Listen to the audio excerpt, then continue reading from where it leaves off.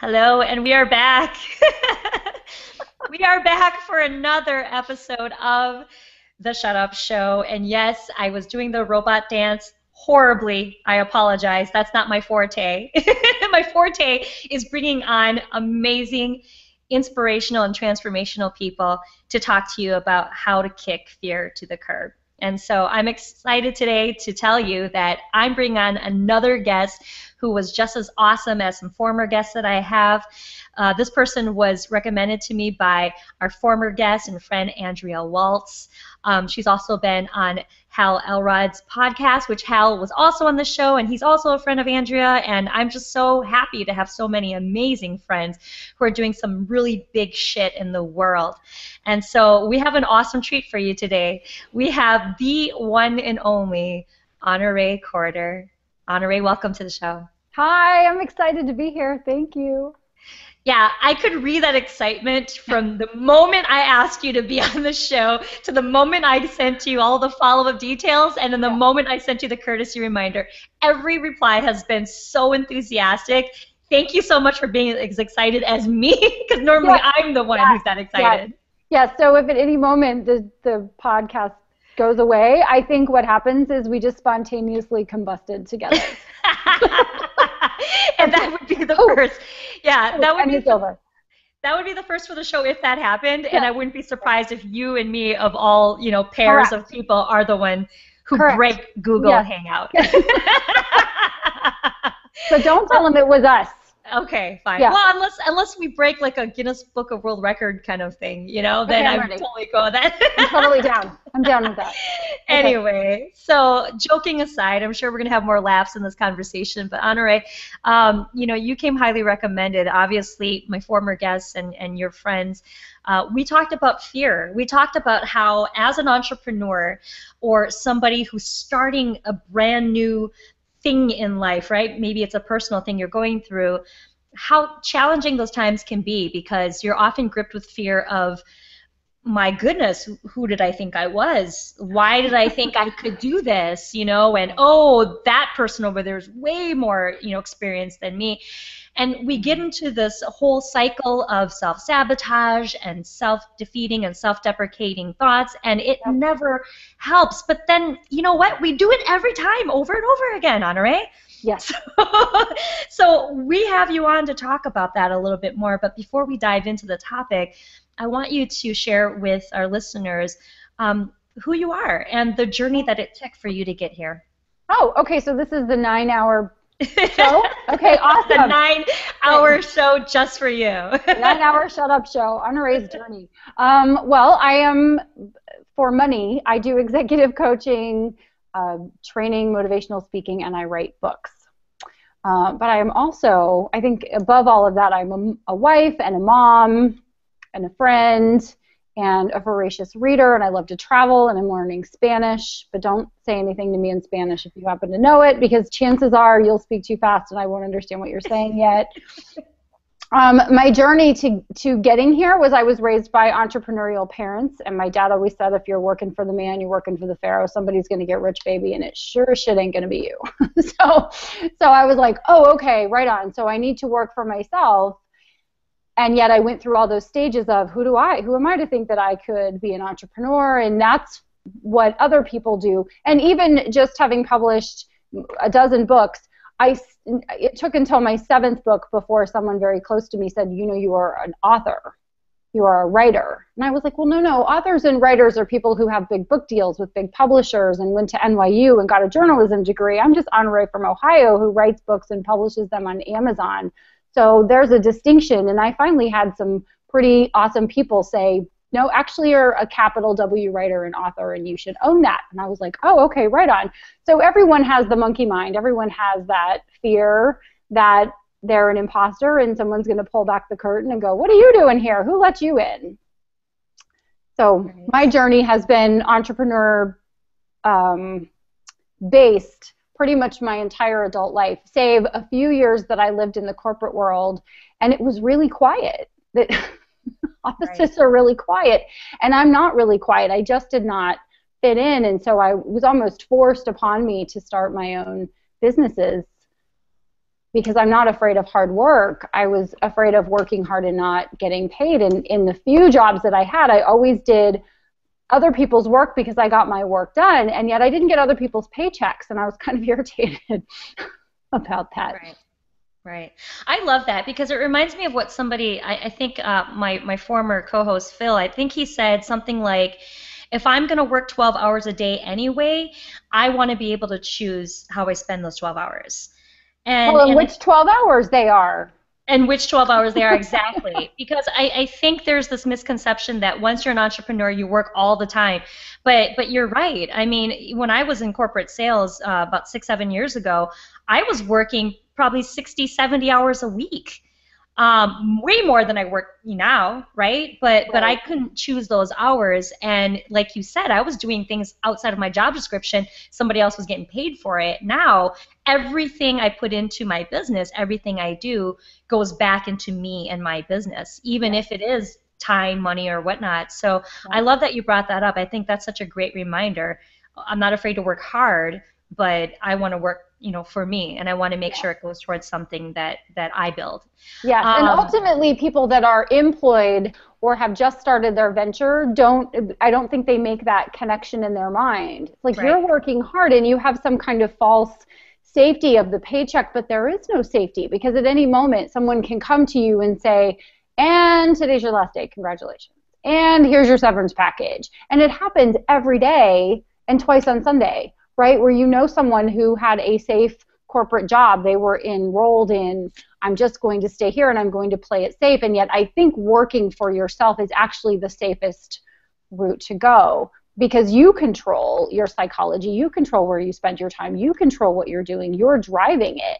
And some people, that scares them, and yet they don't realize how much power that actually gives them. It ultimately gives you the most power, I think. The other intriguing thing about your story, there's two things I hear from it. I really love the first story you kicked off with saying that you've authored over 12 different books, but even with all of that experience and expertise, you're like, oh, I'm an author? What? So What? so Yeah. so yeah, so let's pause there for a second, but then you just said something else too. You said you came from an entrepreneurial family. So you're not new to entrepreneurship in terms of No, seeing your parents raise you correct. in a household of entrepreneurs, but yet you still didn't think you were good enough. So it definitely does go back to the imposter syndrome. And I think it also even goes back to the whole I'm not good enough to be whatever I think I am. Right. Um, Yeah, and I made and, it up. I made it up because my right, parents were right, degreed professionals, so they could make the choice. I didn't go to right. college.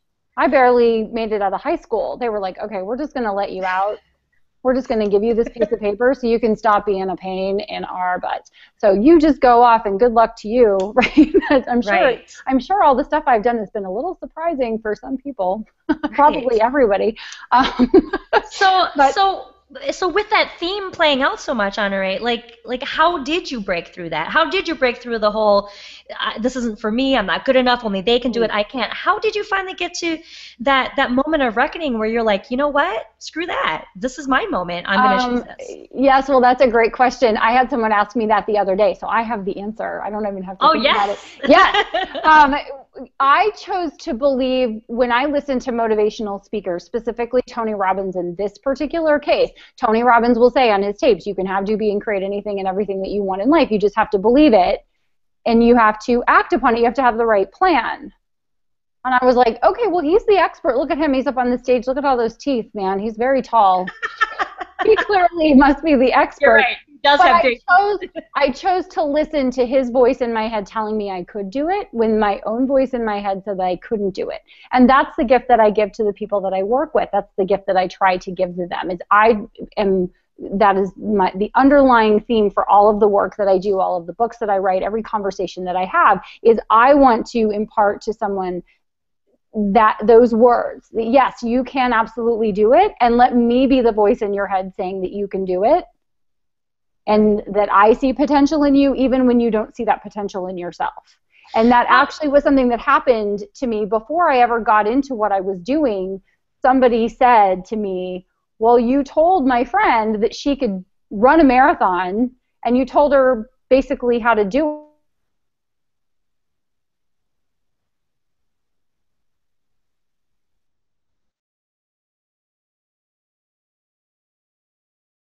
And so that's the answer. When your voice tells you you can't, get somebody to tell you you can and put them on repeat until you believe it. And that was what I did. So that's my answer to you is how did I do it? I chose to listen to someone else's voice until my voice was strong enough that I went, oh, okay, I guess everything is pointing to the fact that I can actually do it. So I might as well just own it and get out of my own way. I love that. So finding a resource to give you the strength and the courage that if you maybe model after them, or if they even just help you build that confidence, you can do anything that you want. But here's the tough part that I find for a lot of people. This has happened to some people that I've worked with in the past. This has happened to myself until I was ready to accept it. How do you help somebody then who's not ready to go and find the resource themselves, or to take that initiative, or maybe they don't even have the confidence, Honoree? And I'll give you an example. I mean, there have been people in my life who have been, abused, whether emotionally or physically, and they know it's wrong, they know it's bad, it hurts them every time, more emotionally really than physically, but I love him, I want to stay with him.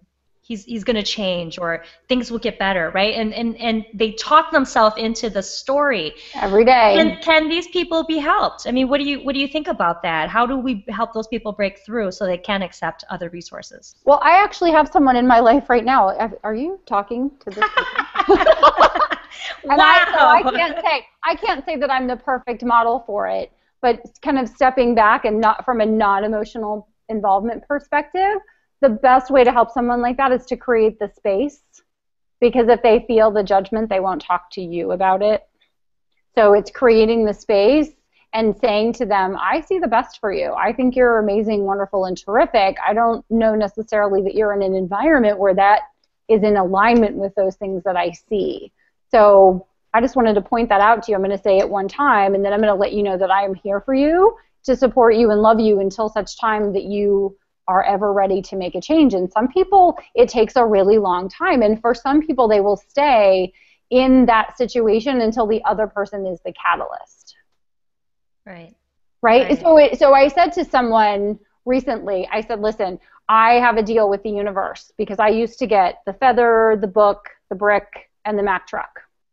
The universe would give me signals, Honoree, you should go this direction. I go, no. I'm good right here. I'm going to stay right here. And then I would eventually get the Mack truck. So I kind of have a prayer that says, okay, give me the feather a few times so I can make the change without getting run over by the truck, and creating that space.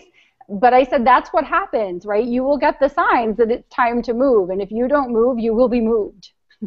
So if you don't leave, if you really want to be an entrepreneur and it's all you've ever wanted to do, but you've stayed in the safety of your position because of your fear, eventually someone's going to fire you because you're going to mess up something, you're going to make a mistake, by accident, right? Something's going to go wrong, and it's going to force you into where you want to be. So you can either do it of your own volition, or volition is going to step in right. and whoop on you. And it's more painful. The truck is more painful. I'm just saying. Right. Gosh, I love this. I love the way you're explaining it, because you can kind of visually see it, right? Yeah. It makes it so much easier to digest. I have a dent right there. And as I think about this, our conversation in the context of entrepreneurship, and we're going to go back and use, the analogy of let's say a battered wife or something, and I hate that I picked such a harsh topic to talk about, but I can't tell you enough how often that really does parallel with entrepreneurship. And I think it's, if you work on yourself long enough, if you find resources who will help you, not hinder you, and if you trust the process and you gain the experience and you build that confidence, it's like you're creating this launching pad so that when you're ready to do whatever it is, right? For the wife, it would be leave him. For the business owner, it will be your business is finally going to take off by year 5, right? Yep. You will be ready to handle it because you've been building and building and growing. and the foundation will be much more stable and strong when you're finally ready for liftoff. And I feel like many times we get to that kind of that crossroads where we're feeling that fear, where we're almost there, Honoree, but some people choose to go back because they're like, oh, I'm not getting anywhere. They didn't see how much progress they've made, right? They didn't see that just one more block down the road, they're there. And many people, that's when they give up or turn around. 11th hour. Right, or what we call failure. And I believe that failure only happens when you give up and you never get back up and try again. Otherwise, outside of that, I don't think failing is bad. So anyway, I guess where I'm going with that is it definitely is it's a process, and it takes time to work through anything that you want to change or transform in your life. So I'm really curious to find out how you got into the work that you do. And I know I've in doing my stalking of you and your background, in a good way, of course. Yes, I'm a stalker for some awesome people, too. I totally get it. I mean, no harm. I'm just a fan. Nothing will hurt you. I promise.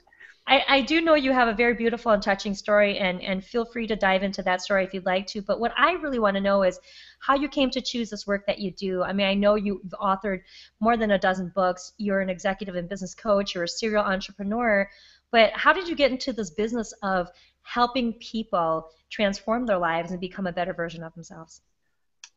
Again, the 8-hour show. I didn't choose the work. I think the work chose me. I think I've been doing the work for much longer than I've been getting paid to do the work. I think I think we're all given a gift of some kind, and whether we use that gift or we don't use that gift is up to us. We're just kind of plopped down here. I was abused as a kid, so that's the first part of my story. So zero self-esteem was my first goal. I didn't want to feel good about myself. I just didn't want to feel bad. So that was the first goal. I ended up being on my own at 16, and then I got married at 24, and I ended up divorced with a small child. So that was my second big challenge. But I just wrote a book and released a book called If Divorce is a Game, These Are the Rules. And the book is for the person who is going through a divorce. Like the ship has sailed, we're not going to reconcile, or within the first couple of years after getting a divorce, just kind of how to pull yourself back up and get control of your mind, emotions, life, etc. And I feel like I had to go through everything that I've been through in order to help people, because if you don't have an understanding, and I heard this on a podcast I was listening to this morning, someone said the difference between advice and counsel is advice is what someone gives you when they think they know what you're going through, and counsel is the advice that someone gives you when they've been in your shoes. And I prefer to counsel because I can say, oh, you want to write a book, here are the things you need to do. Oh, you want to build a successful business, here are the things you need to do. And I can speak from real life experience, not from, I read about it in 7 Habits of Highly Successful People, so I'm kind of sure this is what you should do, but I'm just going to sit over here and hope for you that it works. You know, I seriously, I love what you're all about, and here's the reason why. In one of the I think there was a podcast that you were on not too long ago, you were talking about your book, and you talked about how the reason you wrote the book was because a book like that didn't exist. You needed it, and you looked for it, and it wasn't there. So instead of the whole, damn it, that sucks, like back to my old life, you decided to innovate and create the book that doesn't exist because you knew there was a need for it. But even greater than that, you personally went through the hardship that created the space for you to say, hey, I'm qualified to write about this and share this information with you and help you, fellow person, who now is also going through something that I've been through. Does that happen naturally to you? I mean, kind of take me through this whole creative process, Honoree. That happens to me too, but not 12 times. So. Oh, well, so the first book that I wrote, it was because Mark Victor Hansen told me to write it. So my book writing career, I met Mark Victor Hansen, and I said I'm a business coach and a speaker. And I think probably in his head he was like, wah, wah, wah. Like, so what? So is everybody else. So he said, so instead of saying that and just leaving, he said, to differentiate yourself, you need to write a book. And I'm thinking to myself, dude, I barely graduated high school. I didn't go to college. Like, I'm not a writer, right? Instantly. And for whatever reason, like, he was sent to me. He was an angel for me. And he said, if you have a speech that you give that people like, take that, and that's your first book. So I went, okay, well, if Mark Victor Hansen said I could do it, I can do it. And I wrote my first book. The reason that I wrote The Successful Single Mom, which is the book you're talking about, is because I was getting remarried. I was through the tunnel. I was through the yucky stuff. I was through, and I don't know if you've read Eat, Pray, Love, where Elizabeth Gilbert describes being face down in the tile. That was my favorite part of the book. Yeah. So I had been through the face down in the snot and tears phase, and I was through the other side, and I was happily engaged in getting remarried. And yet, once you're a single mom, you have a heart for single mom. I think I was a foster kid, so I have a heart for foster kids. Once you've been through something, you have a heart for people that are in the same position. So if your kid has cancer and survives, you have a heart for people who have kids with cancer. If you're a breast cancer survivor, you stay in with those people because you understand that they are your people. And so for me, I'm inspired because I've been through things. I'm inspired to then go back and say, oh gosh, you know what, I've been through that, and I don't want any other person to kind of have to sit and marinate and figure out what's the formula. I figured out what works for me. So I don't think I'm the expert. I think I'm the expert on what worked for me. And then when I shared it with other people, they said, wow, that really works for me too. So I worked with 7 single moms to write the Successful Single Mom book, because I thought, well, what if it's only the thing that worked for me, and then that doesn't work? So let me help other people and see if my process could help other people, and it seems to. And so that's where I figure if I have a problem, and I've heard this, inventors will say this, or people who encourage others to invent things. They'll say, if you have a problem, someone else has a problem. Mm-hmm. If you go to the grocery store and you think that putting your kid in the grocery cart is gross and disgusting, somebody else thinks that that's gross and disgusting. So someone made $1 bajillion making one of those boppy things to put over the cart in the grocery store. I just went a million times and was like, yeah, it's kind of gross putting my kid in there. I guess I'll give her a bath. You know, she'll develop a good immune system, whatever. I didn't think about it from the lightning strike perspective, but everything we use, earphones, right? Yeah. Somebody said, I want to listen to music that doesn't bother other people. The reading light, I want to read in bed, but I don't want to wake up my husband. Everything was brought to be because there was a problem, and if one person has the problem, other people have the problem. That's why we are entrepreneurs, right? We figure out solutions and then we share them with the world. And so my mechanism, one of my mechanisms to do that is through book writing. And so now what happens is people give me books to write. Wow. They give me book titles and I go, oh, that's kind of really good. I'll have to figure out how to write a book about that. That's amazing. And isn't that interesting? Because I bet you if I would have asked you this question, let's say even like 10 years ago, would you have ever seen yourself in this space? Doing this kind of work? No, ma'am. Nope. I wasn't a writer, remember, 10 years ago? Right. Yeah. Right. No, 10 years ago, I was in a completely different space. I had no idea. And so when someone says, where do you see yourself 5 or 10 years from now? I will say I see where I see myself 5 or 10 years from now, but heck, I don't know. Yeah. Who knows what's going to happen?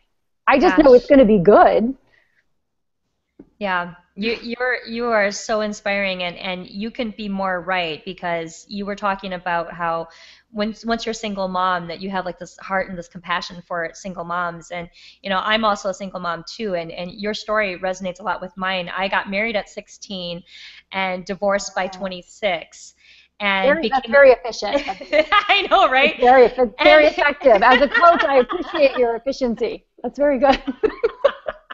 That's the first time I've heard anybody say it like that. I love it. Yep. And an empty nester by 36 on top of that. Nice. You know, some people don't even do that stuff till they're in their 60s. Like, way to go. So, holy crap, you're right. I am definitely efficient. You are a top achiever. You're just getting it done. And by the way, I'm only 20. I'm kidding. A lot of people say to me, are you sure you don't want anything past 20? I'm like, yeah. Anyway. I'm sure. Yeah. But you're right. You're right. I know that for a very long time, because I coach too, and I know that at the beginning of my coaching, nobody ever told me this, but it was something that was kind of self-induced, I guess, this ideology that I'm a coach now, so I have to be perfect. I can't be wrong. I have to know what I'm talking about. I have to be All the time. positive, right? Yes. And when I tried to put on that facade, it was very overwhelming and stressful for me because, again, nobody told me to do this. I did it myself. And I found out later that I was creating this imposter that didn't need to be there, because here's what happened. I was just okay at what I did, and people liked me, but it wasn't enough to like go, oh my gosh, I want to be a part of her community. It's like they liked me, but that was really it.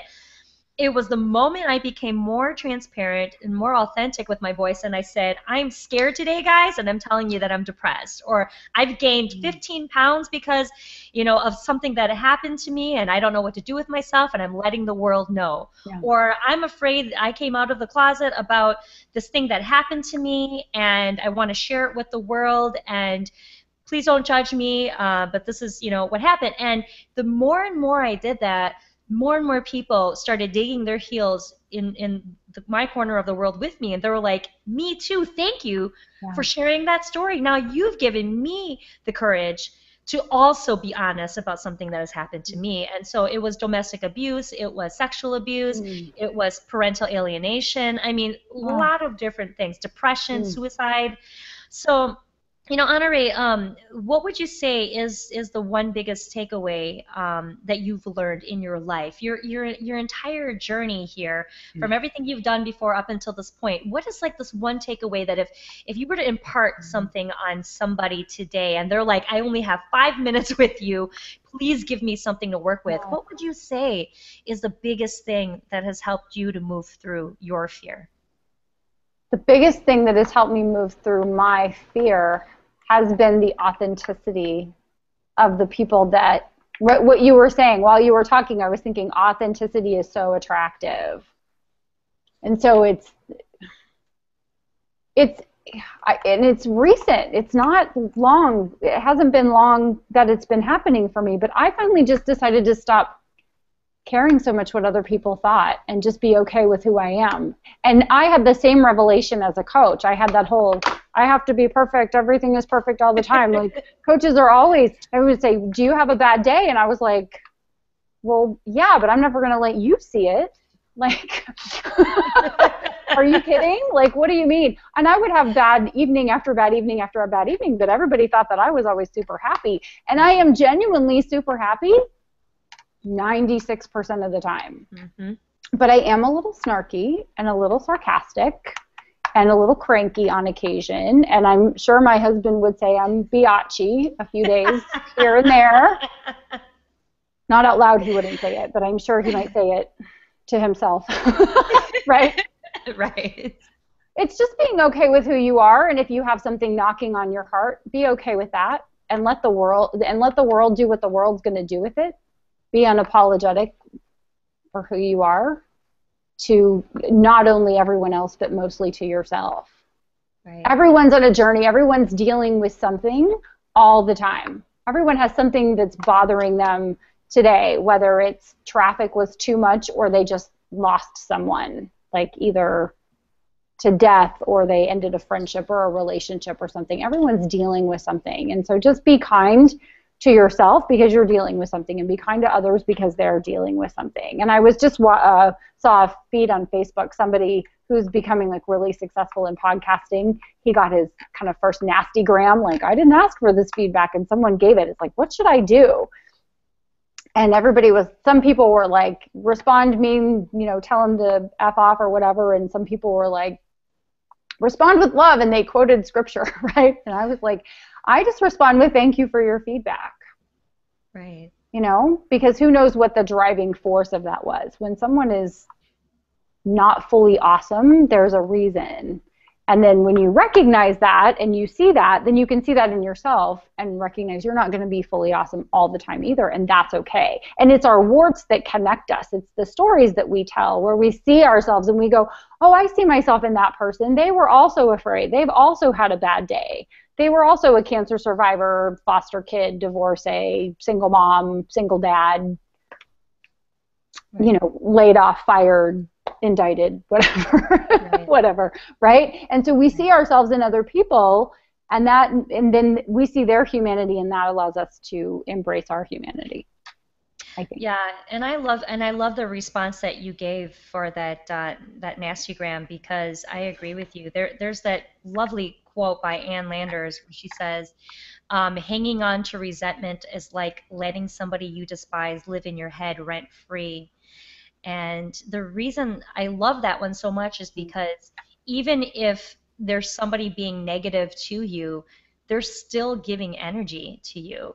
So they must somewhat like you to spend that much time to Right. give Well, you, you love know and what I hate are twin sisters. mean? Love Exactly. and hate are twin sisters. If you truly don't care, the opposite of love is apathy. The opposite of hate Yeah, is apathy. Love and hate are twin sisters. It's why people who absolutely. love each other fight because you're Yeah, like, I'm so mad at you because I love you so much.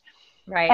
And also too, it's very easy in today's world to send you an email Yeah. and give Oh you the yeah. what for, right? But if you're not Yep. going to give me, if you wouldn't show up at my front door, and don't show up at my front door, but because I don't have anything in the oven, I would bake cookies if I knew you were coming. But if you have something to say, like be willing to show up in front of someone and say, this is what I think and this is why, from Right. a productive space. If you're not willing to do that, then don't press the send button. Yeah. Yeah. And your response shows so much character. It's thank you for your feedback. Well, I No think it also no takes, judgment, no nothing. I think it takes courage for people to speak their mind also. Absolutely it I does. think it does, Yeah. even if that courage is venomous, it's fueled by venom almost, Right. right? Or some kind of a negative emotion. I think it still does take courage because Right. most of the time people have apathy. They have a Mhm. bad experience. They're not going to say something to you. They are just going to go away. They're going to vote with their presence. Right. Right. Yeah. I love it. So it's that time of the hour where I ask you the magic question. Uh-oh. Are you ready for the magic I question? don't think so. Pass, Good. Then I'm going to ask it. That's pass, even better. Okay. denied. Epic fail. Oh wait, my Google connection dropped out. Oh, really? Oh, really? Is that right? Right at this moment. No, I can see you doing. You forget, this isn't a phone call. This is a Google Hangout on Oh, air. oh, Nice this is try. on. Okay. Nice try. Oh, I'm just gonna sit here and I'm gonna laugh at you all day. You're awesome. Seriously, you're thank so you. hilarious. Thank you. And Thank by the you. way, I'm snarky and sarcastic too. And for Oh, those who good. don't know me well, it can be pretty intimidating and annoying at times. Well, But my husband says to me all the time, not everyone thinks you're funny. And I was like, well, exactly. I can't help them. I don't know what to say. Two peas in a pod, you and me. Yes, Two peas in a yes. pod. I cannot help the people who do not think So, I'm funny. I don't know what to say to that. so you're still dodging what I'm about to ask. Yes, I'm I gonna know. ask it. And you're But here still we going go. with it. But here we Okay. go. Okay. All right. I'm ready. So, I'm ready. so Bring right it. now, so right now, I mean, you have written a shit ton of books. You've made so much happen in your life. You've gone through a lot of fear. You've gotten to the other side of it. You've been very, very successful, according to a lot of people who have experienced you helping them transform their lives. But Honoree, I know that day in and day out, we're still going to have some fear, right? That's never going to go away. So Totally. as we sit here today in this candid conversation, what is freaking the shit out of you right now at this moment? Well, so I'm a mom and I have a 14-year-old daughter who I love with every ounce of me. And I told her the other day, I said, every time I know I'm going to see you, I smile. I feel that way about my husband too, incidentally. But every time, like when I can know she's coming and she's going to be opening the door, like I genuinely get excited that I get to see her. And what's freaking me out is that somehow I'm going to fail her because I didn't have great parental role models, or I haven't read the right book, or I haven't spent enough time with her because I've been pursuing my career, even though I think I do a dandy job of balancing things. That's my fear, is that she's going to grow up and go, Mom, why didn't you do X for me? Why is there this gap in my life? That's the thing that freaks me out the most, because none of it is important. Success is not important. Money is not important. Where you go is not important. It's at the end of the day, it's the people that are closest to you. Do they think you're awesome? Right. Right? So if somebody came up to you and responded with that answer, how would you coach them through something like this? I would tell them to go hug their kid and ask their kid what they need. What do you need from me today? That's what I ask her. How would you like to spend today with me? If I could take a few hours and spend it with you, what would you do with me? That's That's beautiful. what I would say. Because that's what I do, and it seems to be working. But we'll see. I mean, she's 14, so she's a teenage girl. Everybody. So pray for me. I'm there with you. I trust that you're doing the best you can. What I always, say to people anytime I've ever talked about like my fears as a mom, it's, I did the best I could with what I had, at that time. Yeah. And every phase in your life, you have different things, right? You have Sure. different resources from which you can, pull out things to support you through that. But it's hard. I would say being a mom is the number one hardest job in the world Oh, yes. to do, and we don't get Yes. paid for it. Yes, and the other thing too is with psychological BS, right? Oh, I'm not an author until book 6. I'm not a writer until the editor of Ladies Home Journal tells me I am, right? Then, oh, okay, so they say it's okay. I don't want to give her that gift of self-doubt. So every day I'm trying to feed her with self-confidence and help her to see that she's amazing and she doesn't need someone else to tell her, that she can tell herself that. I don't want her to inherit that glitch that I have in my software, if that makes sense. Right. But I think the beautiful lesson in this, even though that is something we don't ever want for our kids, the beauty in it is deficiencies and imperfections and all, you still have come to a place in your life where you've seen such a great level of, and I'm just going to say success, obviously in the context of what I'm saying here, but you've seen such a great level of success despite all the things you talked about, barely finished school, I don't have an education in this, I wasn't good at that, I'm not tall enough, I'm not, male enough, or whatever excuse we had. It's because we weren't those things that made our stories even more powerful. And I think the beauty here is, despite knowing that and how wonderful life can be even with all of those things that can get in our way, we still will have fear that we're not going to be good enough. I don't think that's ever going to go away. No. And I think if anything, that actually gives me a sense of relief for all of us here, right, who are showing up and trying to do this good work, because it means that we're not doing anything wrong. We're That's not right. seriously doing anything wrong. That's just the way it is, to be human and to be in this world. But yes. With that, thank you for sharing all of that information with us, and the truth and the transparency and the authenticity. I mean, Honoree, and by the way, you've got the coolest name. Like, seriously. I do now. When I was in school, it wasn't the coolest name. Aww. You can do all kinds of things with that name. Oh no, I'm not gonna make you do that here. Don't do that. That won't be the second magic question of the hour. What's your biggest fear? That you're gonna make me pronounce the funny names that I was called in school. But now look at you, it's working for you. Well, I can't get away with anything. I can't say, well, the other Honoree did it. Like, really? And who's that? And where does she live? Yeah, exactly. Nice try. Exactly. Like the other Bernie did it. How often have you said that in your life? Actually, it wasn't me. It was the other Scott. That is true. The other Amy did it. Oh, okay. Yeah, you can't even throw them off the scent for a minute. Right. Yeah. Right. We're totally just busted, so we have to behave ourselves. That's what I think. We do. Well, only 4% of the time. The other 96% of the time, we can be ourselves. We can be bad. We can be naughty. So anyway, I promised everybody this wouldn't be a 9-hour show, but I do know that you have so many amazing stories to tell. So let's pimp you out a little bit for our viewers. Listeners, if they wanted to find out more about you and your work, where would they go to find that information, Honoree? They could go to coachhonoree.com, or they could look for my Amazon author page. And they could like my Amazon author page too if they were so inclined. That's kind of fun. I'm so going to personally go do that now. Yeah, go do that right now. What do you have coming up, or what are you working on that we can be expecting?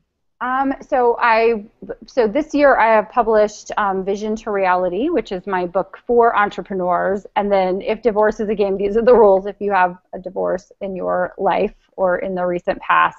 I am working on a book right now called Business Dating. And it's the Really? correlation, yes, and I'm drawing the correlation between how people date personally effectively and create mutually beneficial win-win, potentially lifelong relationships, although that's not necessary, right? But in relationships, we generally want to get with someone and be with someone whether we marry them or not. It's a mutually beneficial relationship where we stay together. Although I know some people have different opinions on marriage, so I'm not saying we have to get married and be married for 50 years, but that's kind of the effective way that we have seen people do it. And then there's the, hey, what are you doing? You look like you have a nice rack. Let's get out of here dating, which has a different outcome, a different feel, a different energy, right? And it feels differently to both parties.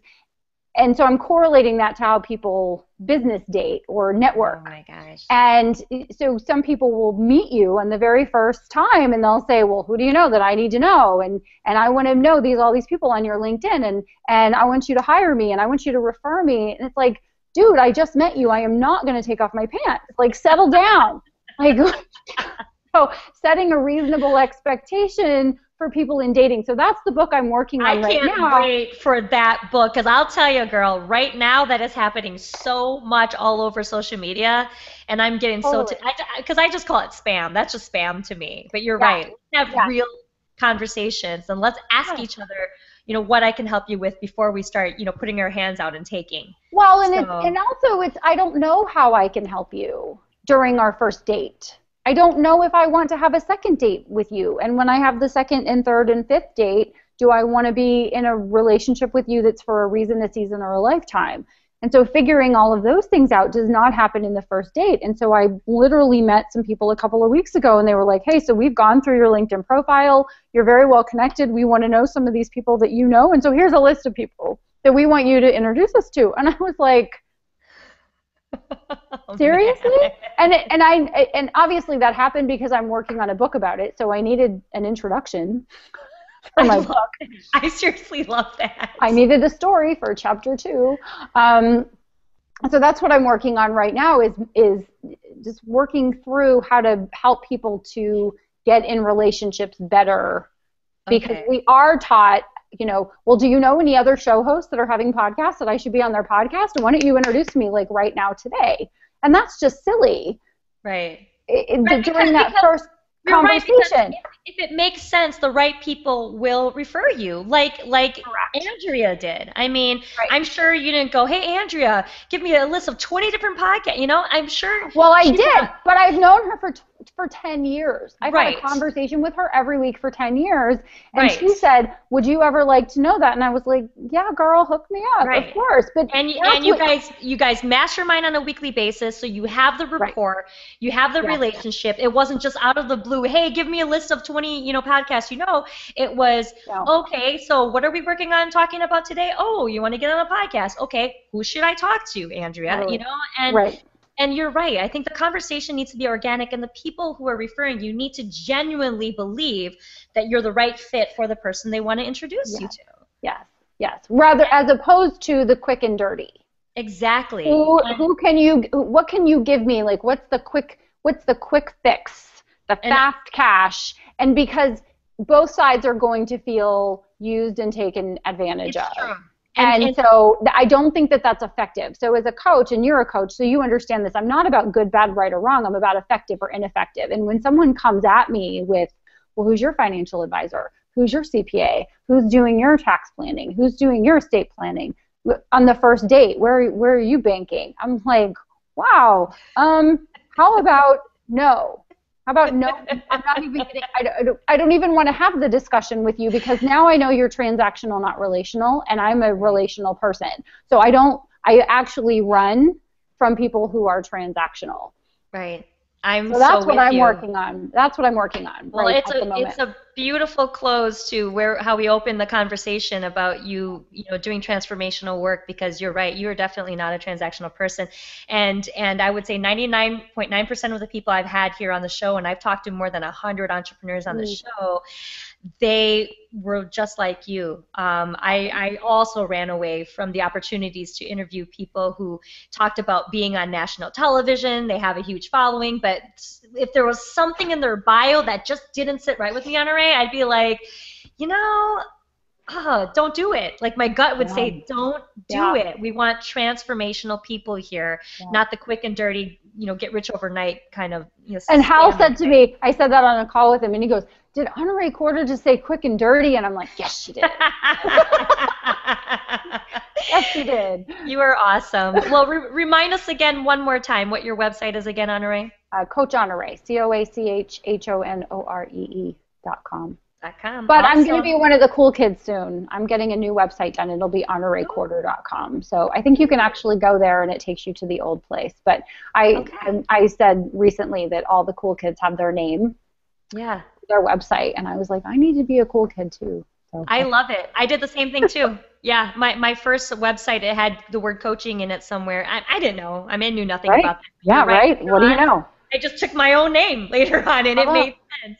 So Yeah. awesome. Well, Honoree, thank you so much for joining us on the Shut Up Show. I know our viewers and listeners, when we do the replay of this and when we include the show notes with everything we talked about and all the links to get to all of your information, I know they're going to absolutely love it. But those who were able to join us live and watch the live recording, which is one of the coolest things about the show, is people can sit here and listen to us have the live conversation and see that it's not edited and not like Oh, censored or anything. I love it. They're going to also agree that this was a very informational and especially inspirational thank conversation. you. So thank you so much for joining me. It was such a fun Thank you. We'll do time. it again. We'll do it again sometime. Absolutely, that's a Okay. promise. The Okay, next cool. time you write another book, so I'll be talking to you like 12 times a year, I'm sure. Yeah. Yeah. Perfect. I'm in. All right, guys, that's another edition of the Shut Up Show. I'll check you guys out next week. Thanks for joining.